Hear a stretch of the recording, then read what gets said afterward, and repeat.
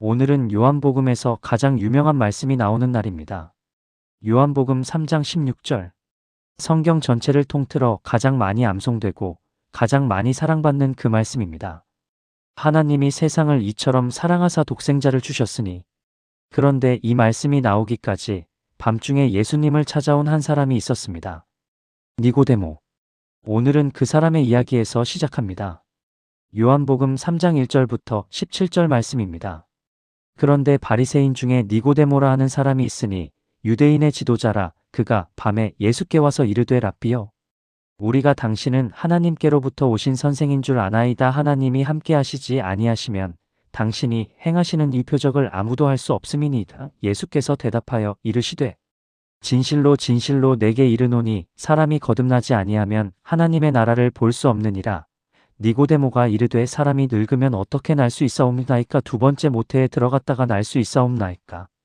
예수께서 대답하시되, 진실로 진실로 내게 이르노니 사람이 물과 성령으로 나지 아니하면 하나님의 나라에 들어갈 수 없느니라. 육으로 난 것은 육이요 영으로 난 것은 영이니 내가 내게 거듭나야 하겠다 하는 말을 놀랍게 여기지 말라. 바람이 임의로 불매 내가 그 소리는 들어도 어디서 와서 어디로 가는지 알지 못하나니 성령으로 난 사람도 다 그러하니라. 니고데모가 대답하여 이르되 어찌 그러한 일이 있을 수 있나이까?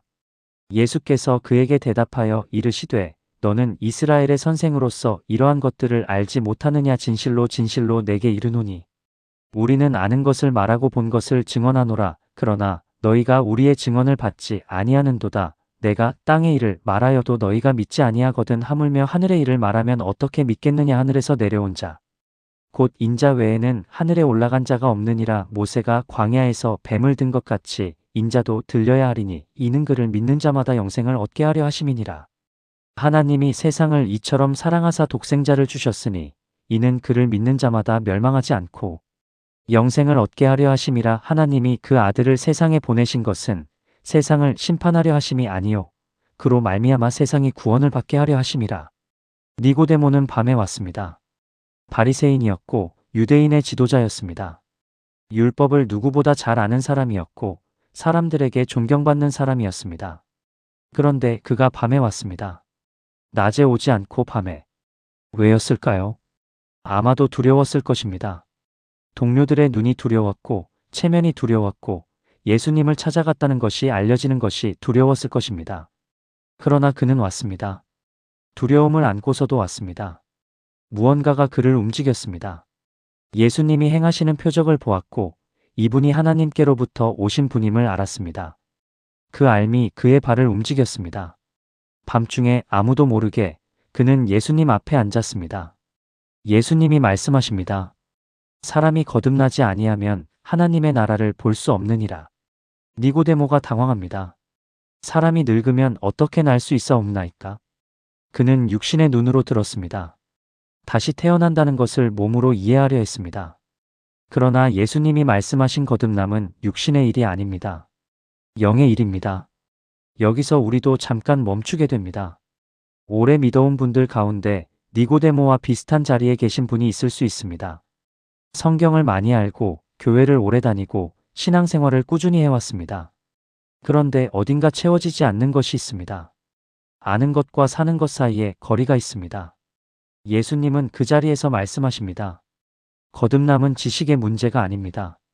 성령으로 새롭게 태어나는 것입니다. 바람의 비유가 나옵니다. 바람은 보이지 않습니다. 어디서 와서 어디로 가는지 알 수 없습니다. 그러나 바람이 분다는 것은 압니다. 나뭇잎이 흔들리고 얼굴에 느껴지고 소리가 들립니다. 성령도 그러합니다. 우리가 다 이해할 수 없습니다. 설명할 수 없습니다. 그러나 성령의 역사는 분명히 일어납니다. 삶이 달라지고 마음이 바뀌고 이전에는 보이지 않던 것이 보이기 시작합니다. 그리고 오늘 본문의 절정 16절이 나옵니다. 하나님이 세상을 이처럼 사랑하사 독생자를 주셨으니.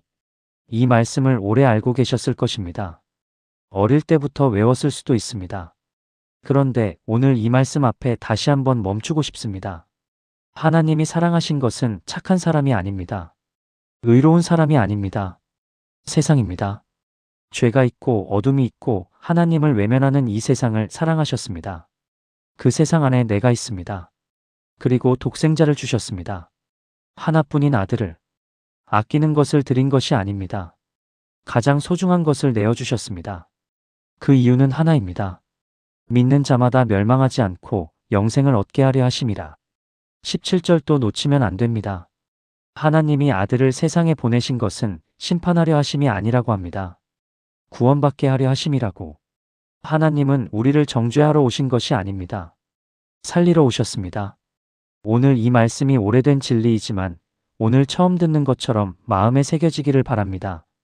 하나님이 나를 이처럼 사랑하셨습니다. 기도드리겠습니다. 하나님 아버지, 감사합니다.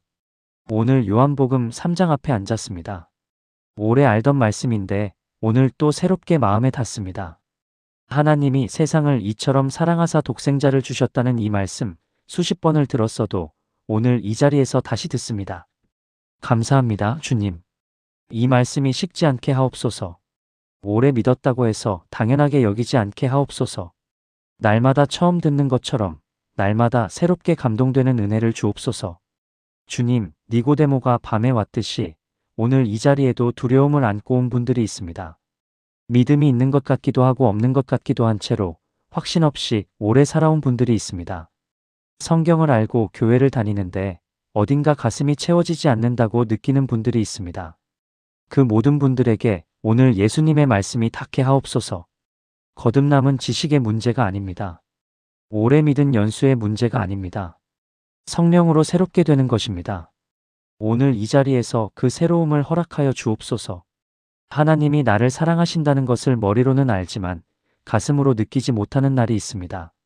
오래 기도했는데 응답이 없는 것 같을 때, 아파도 낫지 않을 때, 기도해도 상황이 변하지 않을 때, 혹시 하나님이 나를 잊으신 것은 아닐까 하는 생각이 들 때가 있습니다. 그 자리에서 오늘 이 말씀을 붙잡게 하옵소서. 하나님이 세상을 이처럼 사랑하사 독생자를 주셨습니다. 그 독생자를 주실 만큼 사랑하시는 하나님이 나를 잊으실 리 없습니다. 나를 버리실 리 없습니다. 세상을 심판하러 오신 것이 아니라 구원하러 오셨다는 말씀이 오늘 큰 위로가 됩니다.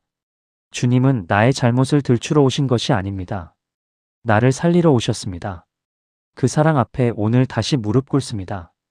이 사랑을 받아들이는 믿음을 오늘도 새롭게 허락하여 주옵소서. 오늘 하루도 이처럼 사랑하시는 주님과 함께 걷겠습니다. 예수님의 이름으로 기도합니다. 아멘.